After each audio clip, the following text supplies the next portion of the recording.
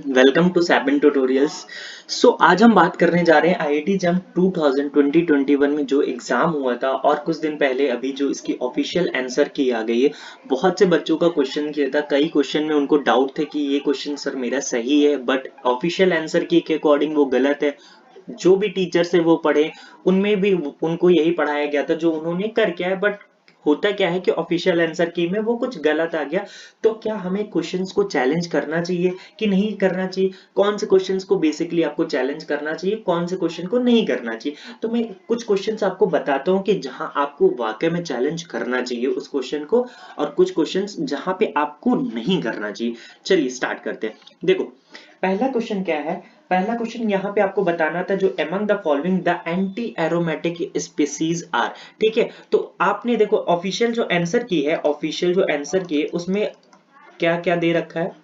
Official answer की उसमें A option sorry उसमें बी ऑप्शन दे रखा है, सी ऑप्शन दे रखा है, डी ऑप्शन दे रखा है। तो सबसे पहली बात, ए ऑप्शन तो देखो वैसे भी नहीं होगा। ए क्या होता है? Non aromatic. ये तो हमें दिख रहा है क्योंकि ये कौन सा कार्बन है? sp3 कार्बन है। अगर मैं सी और डी की अच्छा अभी बात करता हूँ, सी और डी में देखो यहाँ पे कितने टोटल पाई इलेक्ट्रॉन्स है? 2 to 4, 4 पाई इलेक्ट्रॉन है। 4 pi electron Huckel rule follow होगा। हकल रूल के अकॉर्डिंग क्या है? ये एंटी एरोमेटिक है, तो सी तो एंटी एरोमेटिक होगा। डी की अगर मैं बात करूं तो डी में क्या है? रेजोनेंस भी है, प्लेनर भी है स्ट्रक्चर, और यहाँ पे टोटल 4 पाई इलेक्ट्रॉन है। ये भी कैसा होगा? एंटी एरोमेटिक होगा। अब ये देखो ये कैसा सिस्टम है। सबसे पहली बात तो ये एक नॉन बेंजोनॉइड सिस्टम है। नॉन बेंजोनॉइड सिस्टम है। तो देखो, नॉन बेंजोनॉइड सिस्टम में हम कभी भी क्या, हकल रूल से, हकल रूल यहाँ पे नहीं चलता है, हकल रूल यहाँ पे नहीं लगता है। तो कौन सा रूल लगता है यहाँ पे? आप सबने शायद पढ़ा होगा अच्छे से। यहाँ पे क्या लगता है? क्रैग्स रूल। जब भी नॉन बेंजोनॉइड सिस्टम होता है तो वहां पे क्रैग्स रूल लगता है। क्रैग्स रूल के अकॉर्डिंग क्या कहा जाता है कि जब भी नॉन बेंजोनॉइड सिस्टम में, नॉन बेंजोनॉइड सिस्टम में, तो सबसे पहली बात तो देखो C2 एक्सिस प्रेजेंट होती है। दूसरी बात, अगर वहां पे even number of pi bonds present है, even number of pi bonds are present,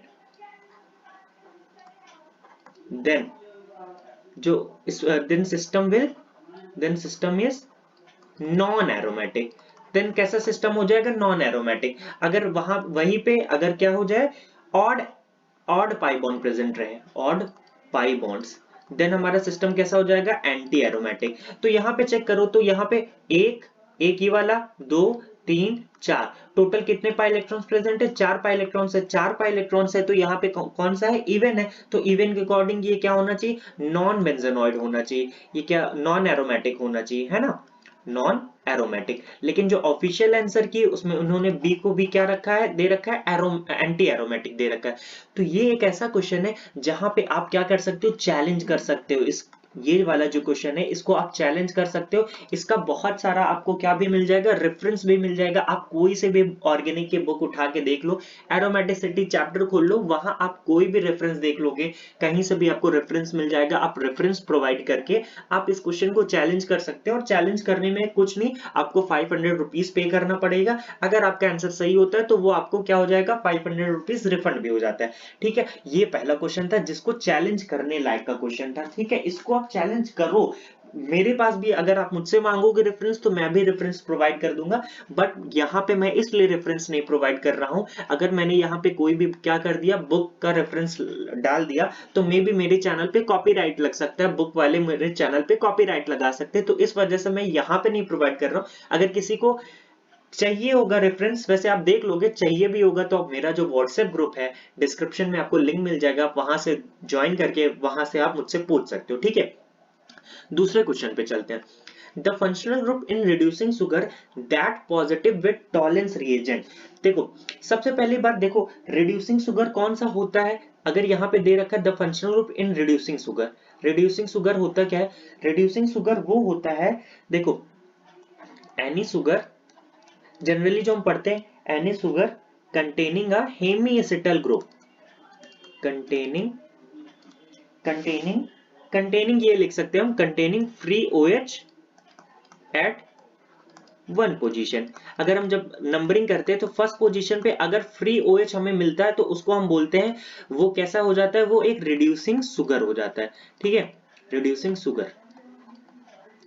देखो अब मैं एक एक करके बात करता हूँ। अगर हम जब शुगर केमिस्ट्री की बात करते हैं तो एल्डिहाइड का स्ट्रक्चर, अगर में जो एल्डिहाइड होता है, जैसे कि जो हमारा ग्लूकोज वगैरह होता है, उसमें क्या प्रेजेंट होता है, एल्डिहाइड ग्रुप प्रेजेंट होता है।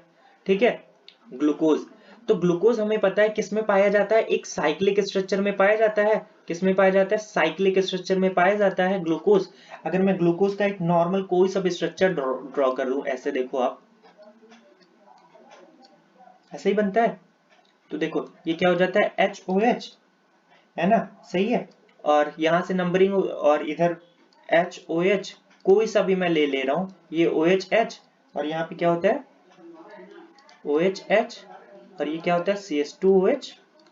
ठीक है, तो देखो यहाँ पे हम सबको दिख रहा है, क्या दिख रहा है कि यहाँ पे फर्स्ट पोजीशन पे क्या है, फ्री OH प्रेजेंट है। क्या प्रेजेंट है, फ्री OH प्रेजेंट है। देखो यहाँ पे नंबरिंग करो आप, तो ये क्या है, फर्स्ट पोजीशन है, तो फर्स्ट पोजीशन पे क्या है, फ्री OH है। फ्री OH है तो एल्डिहाइड कैसा है, रिड्यूसिंग शुगर, और रिड्यूसिंग शुगर है, यहाँ पे एल्डिहाइड भी ग्रुप प्रेजेंट है।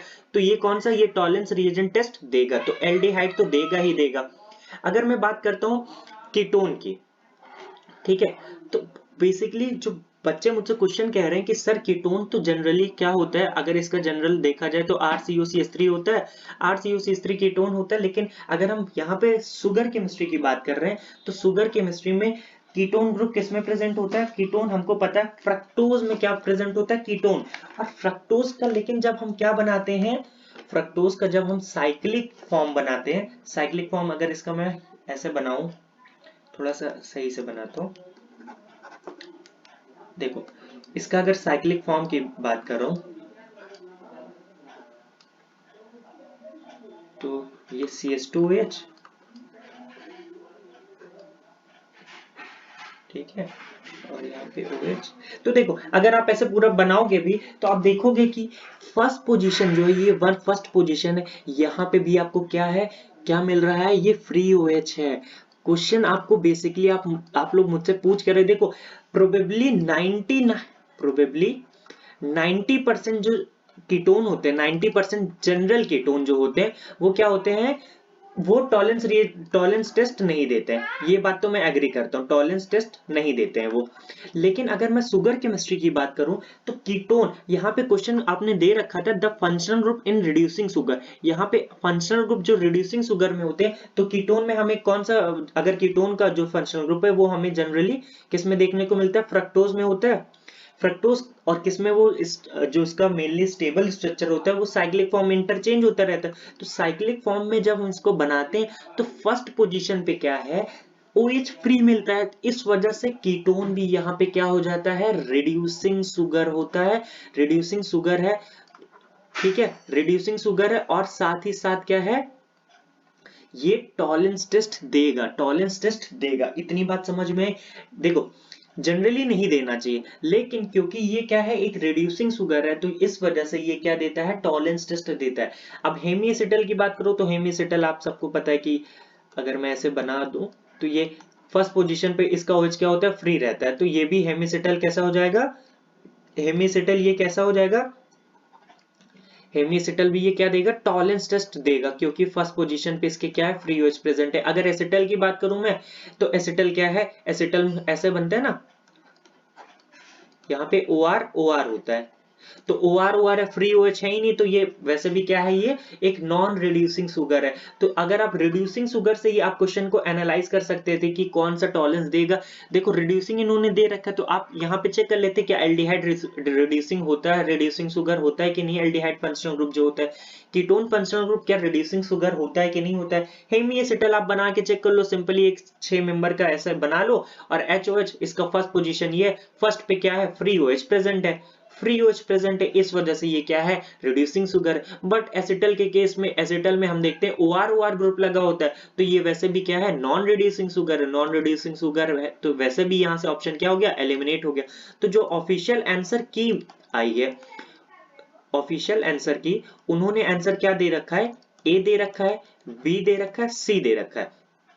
और बच्चे मुझसे क्या कह रहे हैं कि सर कीटोन तो जनरली क्या होता है, टॉलरेंस टेस्ट नहीं देता। 100% मैं उनकी बात से एग्री करता हूँ। 90% देखो टॉलरेंस टेस्ट जो होता है नहीं देता, लेकिन अगर हम यहाँ पे स्पेसिफिकली दे नहीं रखा है कि हमें शुगर केमिस्ट्री देखना है कि नहीं देखना, तो जो अल्फा हाइड्रोक्सी कीटोन होते हैं, जितने भी अल्फा हाइड्रोक्सी कीटोन होते हैं, अल्फा हाइड्रोक्सी कीटोन, अब यहाँ पे इन्होंने कोई मेंशन तो नहीं कर रखा था कि अल्फा हाइड्रोक्सी लेना है हमें कि नहीं लेना है। तो अल्फा हाइड्रोक्सी जो कीटोन होते हैं वो टॉलरेंस टेस्ट देते हैं, वो टॉलरेंस टेस्ट देते हैं, तो इस वजह से हम कीटोन को भी कंसीडर कर सकते हैं। कई बुकों में मुझे जो भेजा गया, कई लोगों ने भेजा मुझे बुक से फोटो क्लिक करके कि सर कीटोन जो होता है वो टॉलरेंस टेस्ट नहीं देता है जनरली। लेकिन बात यहाँ पे आ जाती है शुगर केमिस्ट्री की। जब हम शुगर केमिस्ट्री की बात करते हैं तो वहां पे हम देखते हैं कीटोन जो फंक्शनल ग्रुप होता है वो फ्रक्टोज में प्रेजेंट होता है, और फ्रक्टोज का जब हम क्या बनाते हैं, साइक्लिक फॉर्म बनाते हैं, उसके फर्स्ट पोजीशन पे क्या है, फर्स्ट पोजीशन पे फ्री OH है, तो वो रिड्यूसिंग शुगर है। आप इससे यहां से ये एलिमिनेट कर सकते थे ऑप्शन, तो एसिटल तो होता है वो वैसे भी क्या होता है, नॉन रिड्यूसिंग, तो A B C will be the correct option. लेकिन अगर आपको चैलेंज करना है, देखो मेरे ख्याल से ये क्वेश्चन चैलेंज करने लायक नहीं है, क्योंकि क्योंकि यहाँ पे जैसे कीटोन जो होता है जनरली वो नहीं देता है टॉलरेंस 90% केसेस में, 90 नहीं 96%, 98%। जो एक आध दो क्वेश्चंस ऐसे होते हैं, जो एक आध दो जगह कॉन्सेप्ट ऐसा लगता है जहां पे जैसे अल्फा हाइड्रोक्सी कीटोन एक ऐसा कीटोन है जहां पे ये क्या होता है, टॉलरेंस टेस्ट दे देता है। जैसे कि यहाँ पे ये बात करूंगा तो यहाँ पे ये टॉलरेंस टेस्ट देता है, पॉजिटिव टॉलरेंस टेस्ट आता है, इस वजह से ही कीटोन भी देगा। लेकिन अगर आप चैलेंज करने का सोच रहे हो तो आपको बहुत ही अच्छा रेफरेंस ढूंढना पड़ेगा कि जहां पे दिखा हो, आप कह सकते हो कि कीटोन नहीं ही देगा। अगर आपके पास बहुत अच्छा रेफरेंस है तो आप मुझे एक बार भेजिएगा, मैं भी चेक करता हूं। अगर वो सही लगता है तो जरूर आप इस क्वेश्चन को क्या करिएगा, जरूर आप इस क्वेश्चन को क्या करना है, आपको चैलेंज करना है, अदरवाइज आप नहीं करिएगा। ठीक है, नेक्स्ट क्वेश्चन की बात करता हूं मैं। देखो जो क्वेश्चन था, the complex that shows Jahn Teller distortion is और आर, बहुत ही इंपॉर्टेंट क्वेश्चन था ये, बहुत ही अच्छा क्वेश्चन ये आया था। अगर जिसने कोऑर्डिनेशन केमिस्ट्री अच्छे से नहीं पढ़ी होगी, पहली बात तो वो कर नहीं पाएगा। देखो एक एक ऑप्शन की अगर मैं बात करूं, फर्स्ट वाला अगर ऑप्शन देखो तो CO CN का होल 5 H2O 3 पहला कॉम्प्लेक्स ही है। अगर यहाँ पे क्या करो आप, यहाँ पे इसका ऑक्सीडेशन नंबर कितना आएगा, +2 आएगा। कोबाल्ट जनरली क्या होता है, कोबाल्ट का जो कॉन्फ़िगरेशन होता है क्या होता है, 4:2। अगर आप चेक करो तो कोबाल्ट D7 होता है, 4:3D7 होता है। अब 3D7 है, अब यहाँ पे इसका क्या है, 3D7 है। अब यहाँ पे क्या होगा कि अगर आप देखो 3D7 है और यहाँ से CN +2, यहाँ पे क्या है इसका ऑक्सीडेशन नंबर, +2 ऑक्सीडेशन नंबर है, तो यहाँ से क्या बचेगा, 4:2 से 2 इलेक्ट्रॉन निकल जाएंगे, और ये कैसा एक D7 का एग्जाम्पल हो जाएगा, D7 का। अब क्योंकि साइनाइड जो है हमारा वो एक स्ट्रॉन्ग फील्ड लिगेंड होता है, अब स्ट्रॉन्ग फील्ड लिगेंड है, तो अगर मैं T2G का बनाता हूं, ये T2G, ये T2G और ये EG। अब देखो T2G में कैसे इलेक्ट्रॉन जाएंगे, 1 2 3। अब क्योंकि स्ट्रॉन्ग फील्ड लिगेंड है, तो स्ट्रॉन्ग फील्ड लिगेंड क्या करता है, लो स्पिन कॉम्प्लेक्स बनाता है, तो 3 4 5 6, ठीक है, 6 और 1 यहाँ इलेक्ट्रॉन चला जाएगा। तो ये कैसा है, अनसिमेट्रिकल है। क्या है, अनसिमेट्रिकल है, अनसिमेट्रिकल फीलिंग है। तो जहां पे भी अनसिमेट्रिकल फीलिंग होती है वही जेटीडी शो करता है। तो ये पहला वाला जो ऑप्शन है ये क्या करेगा, जेटीडी शो करेगा। जेटीडी शो होने के लिए कंडीशन क्या, आपको आपने सबने पढ़ा होगा कि T2G और EG में जो फीलिंग होती है वो वहां पे अनसिमेट्रिकल फीलिंग होनी चाहिए। वही जो जहां पे अनसिमेट्रिकल फीलिंग होती है वही जेटीडी शो करता है। तो ऑप्शन ए तो 100% सही ही होगा। ठीक है, ऑफिशियल जो दे रखा है उन्होंने, ऑफिशियल आंसर के अकॉर्डिंग ए और सी दे रखा है उन्होंने, ए और सी दे रखा है। अब देखो बात ये है कि फर्स्ट तो ए तो चलो हो गया। अगर बी की मैं बात करूं, देखो बी की अगर बात करूं तो ये कौन सा कॉम्प्लेक्स है, NiF6 2- है, तो NiF6 2- है। यहाँ पे अगर इसका आप ऑक्सीडेशन स्टेट करोगे तो +4 आएगा, +4 आ रहा है। वैसे ये कौन सा 4s2 D8 होता है, तो 4 इलेक्ट्रॉन निकालोगे तो कैसा हो जाएगा, D6। अब देखो D6 हो गया और यहाँ पे +4 है। याद रखना इस बात को, जब भी निकेल +4 में होता है तो उसके साथ कोई भी जितने भी कॉम्प्लेक्स होते हैं, जो भी लिगेंड्स लगे होते हैं, वो हमेशा याद रखना स्ट्रॉन्ग फील्ड लिगेंड की तरह बिहेव करते हैं। जनरली फ्लोरीन जो होता है वो वीक फील्ड होता है, लेकिन Na+4 के कॉम्प्लेक्स के साथ अगर कोई सा भी लिगेंड जुड़ा रहेगा वो एक स्ट्रॉन्ग फील्ड लिगेंड की तरह बिहेव करेगा। तो स्ट्रॉन्ग फील्ड की तरह बिहेव करेगा, तो इसका अगर D6 बनाऊं मैं, तो D6 यहाँ पे T2G और Eg अगर ड्रॉ करूं, ये Eg, ये T2G, D6 है, तो 1 2 3, अब स्ट्रॉन्ग फील्ड है, यही पेयरिंग हो जाएगी। तो यहाँ पे क्या है, सिमेट्रिकल फीलिंग है, तो ये तो JTD वैसे भी नहीं शो करेगा, तो बी ऑप्शन तो कट गया। अब मैं अभी डी के पहले बात करता हूँ, फिर मैं सी पे आता हूँ। डी की अगर बात करूँ तो डी पे क्या है, कोबाल्ट है।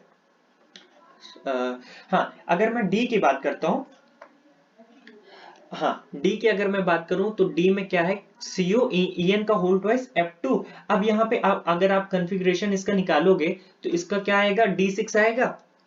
अगर आप निकाल के चेक कर लो, देखो क्या होता है 4s2, क्या होता है 4s2 कोबाल्ट है, 3d7 होता है, 3d7, तो यहाँ पे कितना ऑक्सीडेशन आएगा, +3 है, तो +3 में 3 इलेक्ट्रॉन निकल जाएगा, 3 इलेक्ट्रॉन निकलेगा तो कितना आ जाएगा, ये D6 हो जाएगा। और क्या है, फ्लोरीन और EN का होल ट्वाइस है, ये दोनों कैसे शो करते हैं, कैसे शो करता है, ये आप सबने पढ़ा होगा। EN क्या है, एक स्ट्रॉन्ग फील्ड लिगेंड है। क्या है, स्ट्रॉन्ग फील्ड लिगेंड है। स्ट्रॉन्ग फील्ड लिगेंड हो जाएगा तो क्या होता है, यहाँ पे पेयरिंग अगर आप T2G EG की फिलिंग करोगे तो 1 2 3 4 5 6 और Eg में क्या रह जाएगा, एक भी इलेक्ट्रॉन नहीं रह जाएगा, तो Eg का ये क्या हो जाएगा, Eg ये क्या हो जाएगा, फिर सिमेट्रिकल फिलिंग हो जाएगी। यहाँ पे क्या हो जाएगा, ये सिमेट्रिकल फिलिंग हो जाएगी, तो JTD ये भी नहीं शो करेगा। ठीक है, अब मैं बात करता हूँ ये वाले कॉम्प्लेक्स की, MnCN Me6 का होल ट्वाइस।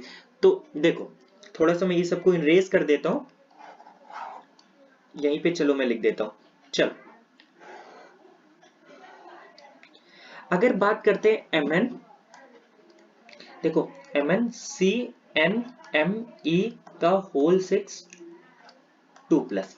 देखो सबसे पहली गलती बहुत सारे बच्चे पहला ये देख के ये कर दिए कि ये CNMe है, तो इसको सारे बच्चों ने CNMe को CN की तरह ट्रीट कर लिया, CN की तरह ट्रीट कर लिया। CN क्या होता है, एक CN स्ट्रॉन्ग फील्ड लिगेंड होता है, तो सारे बच्चे सबसे पहले क्या कर दिए, CN जो है स्ट्रॉन्ग फील्ड लिगेंड की तरह मान लिए, और स्ट्रॉन्ग फील्ड लिगेंड की तरह माने तो यहाँ पे Mn का कितना ऑक्सीडेशन आप स्टेट निकाल के देखोगे, तो जो CnMe6 का होता है ये क्या होता है, एक न्यूट्रल होता है, +2 चार्ज था, तो Mn का ऑक्सीडेशन कितना हो जाएगा, +2, तो मतलब कि ये D5 है। अब क्या CnMe क्या है, CnMe क्या यहाँ पे स्ट्रॉन्ग फील्ड लिगेंड की तरह बिहेव करेगा कि वीक फील्ड लिगेंड की तरह बिहेव करेगा, तो इसका बहुत ही एक अच्छा सा है, कुछ इसका जो कॉन्सेप्ट है आपने पढ़ा होगा। चलो मैं थोड़ा सा इसको दूसरे स्लाइड देखिएगा, ये जो MnCN Me6 का Me6 2+, सबसे पहली बात जो गलती हुई होगी कि आपने इसको क्या मान लिया होगा, CN, जो कि पहली बात तो ये गलत है, क्योंकि ये ऐसे है, ये क्या है कॉम्प्लेक्स MnCH3CN का होल 6 2+। ठीक है, अब देखो CH3CN मैंने आपको क्या बताया, ये एक न्यूट्रल होता है, तो Mn पे क्या हो गया ऑक्सीडेशन, Mn+2 है, Mn+2 बोले तो D5 सिस्टम है। अब यहाँ पे पूरा का पूरा जो खेल है वो CH3CN, क्या ये स्ट्रॉन्ग फील्ड लिगेंड होगा, स्ट्रॉन्ग लिगेंड होगा कि वीक लिगेंड होगा, इन दोनों में से क्या सही होना चाहिए। तो देखो एक बात है, आपने पढ़ा होगा जनरली जो Mn+2 और CO+2 होते हैं, उनमें जो लिगेंड जुड़े होते हैं, जो कि कभी जैसे कि वो कभी कभी जो ऐसे लिगेंड जो कभी वीक फील्ड भी होते हैं, जो स्ट्रॉन्ग दोनों की तरह बिहेव कर सकते हैं, तो उन सारे लिगेंड में जब भी Mn+2 CO+2 के साथ वो लिगेंड जुड़ते हैं, जो मॉडरेट लिगेंड होते हैं, जो बीच में होते हैं, स्ट्रॉन्ग और वीक के बीच में होते हैं, तो वहां पे क्या होता है कि आपने पढ़ा होगा कि Mn+2 CO+2 के साथ ये जो कॉम्प्लेक्स बनता है, वहां पे जो मॉडरेट लिगेंड होते हैं वो दोनों की तरह बिहेव कर सकते हैं, किसकी तरह, स्ट्रॉन्ग की भी तरह, वीक की भी तरह। इसको बताने का तरीका क्या है, देखो इसका बताने का सिर्फ एक तरीका है जो कि एक्सपेरिमेंटल है। क्या है, एक्सपेरिमेंटल तरीका। क्या है, एक्सपेरिमेंटल तरीका। सबसे पहली बात देखो, ये D5 सिस्टम है, ठीक है, अगर मैं D5 हाई स्पिन मान के चलता हूं, क्या मान के चलता हूं, अगर ये हाई स्पिन रहा होगा, हाई स्पिन बोले तो वीक लिगेंड, और एक बार मैं देखता हूं अगर ये लो स्पिन मान के चलता हूं, लो स्पिन, तो ये कैसा रहा होगा, स्ट्रॉन्ग लिगेंड। अगर मैं हाई स्पिन मान के चलूंगा तो T2G अगर यहाँ है T2G, तो T2G में 3 इलेक्ट्रॉन्स आएंगे, हाई स्पिन की बात कर रहा हूं, और EG में कितने होंगे, 2 इलेक्ट्रॉन्स होंगे। तो ये T2G है और ये EG है। अब यहाँ पे क्या है, सिमेट्रिकल फीलिंग है कि अनसिमेट्रिकल फीलिंग है, तो ये सिमेट्रिकल फीलिंग है। ये कैसी फीलिंग है, सिमेट्रिकल है। तो JTD ये यहाँ पे शो नहीं होना चाहिए, तो JTD यहाँ पे शो नहीं होना चाहिए, है ना। अगर मैं लो स्पिन की बात करूं तो लो स्पिन में अगर मैं T2G की फीलिंग करूं तो 1 2 3, अब लो स्पिन है तो यहाँ पे पेयरिंग हो जाएगी और EG पे क्या रह जाएगा, कोई भी इलेक्ट्रॉन्स नहीं। तो यहाँ पे ये कैसा है, अनसिमेट्रिकल है। अनसिमेट्रिकल है तो यहाँ पे ये क्या होगा, JTD शो करना चाहिए, ठीक है। तो अब CH3CN बिहेव कैसे करेगा, इसके लिए एक एक्सपेरिमेंटल डेटा होता है। जनरली हम इसको CN मान के जो गलती कर देते हैं वो गलती नहीं करनी है आपको, ठीक है। तो यहाँ पे इसका जो एक्सपेरिमेंटल डेटा होता है, एक्सपेरिमेंटल डेटा में ये देखा गया है कि जब इसका मैग्नेटिक मोमेंट कैलकुलेट करते हैं, ये जो क्वेश्चन है MnCN Ma6 का होल 2+, तो इसका जब हम मैग्नेटिक मोमेंट कैलकुलेट करते हैं, मैग्नेटिक मोमेंट आपने पढ़ा होगा, जब हम सिर्फ स्पिन का, अगर स्पिन की बात करूं तो स्पिन के लिए आपने फॉर्मूला पढ़ा होगा √n+2, है ना। तो यहाँ पे एक्सपेरिमेंटल डेटा के अकॉर्डिंग यहाँ पे जो वैल्यू आई थी मैं आपको बताता हूँ, यहाँ पे वैल्यू क्या आई थी एग्जैक्ट 5.98 समथिंग आई थी। ये तभी आएगी जब यहाँ पे n की वैल्यू क्या होगी, n की वैल्यू अगर कितनी होगी, 5 होगी। अगर n की वैल्यू 5 होगी तो वैल्यू पुट करके देखो, 5 + 2 7, 7 5 जा कितना होता है, 35, तो 35 अराउंड ऑफ 5.98। हमने जो एक्सपेरिमेंटल वैल्यू थी, ये कैसी थी, एक्सपेरिमेंटल वैल्यू। तो एक्सपेरिमेंटल वैल्यू से हमने ये पता लगाया, एक्सपेरिमेंटल वैल्यू जब मैग्नेटिक मोमेंट का निकाले तो हमने वहां से ये देखा कि वहां पे जो वैल्यू आ रही थी वो थी 5.98।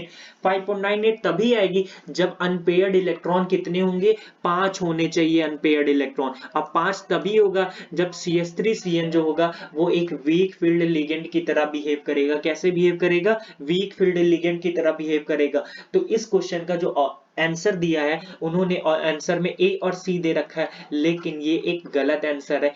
A विल बी द कर, एक ही आंसर होगा यहाँ पे A। अगर आप रेफरेंस की बात करते हैं तो आप कहीं से कोई सा भी रेफरेंस आप गूगल कर लेंगे तो वहां पे अगर आप मैग्नेटिक मोमेंट का डेटा देख लेंगे तो वहां से आपको ऑफिशियल रेफरेंस मिल जाएगा। ऑफिशियल में आपको बस ये चेक करना है, ये कॉम्प्लेक्स देना है, आपको डाल के देखना है, और इसका मैग्नेटिक मोमेंट की वैल्यू, और वो भी सिर्फ स्पिन के केस में। जब सिर्फ स्पिन का magnetic moment, spin magnetic moment देखेंगे तो स्पिन मैग्नेटिक मोमेंट के अकॉर्डिंग यहाँ पे इसके जो वैल्यू देखने को आपको मिलेगी वो राउंड ऑफ 6 के, और तो 6 तभी आ सकता है, 5.98 तभी आ सकता है जब क्या होगा, अनपेयर्ड इलेक्ट्रॉन 5 होंगे, ठीक है।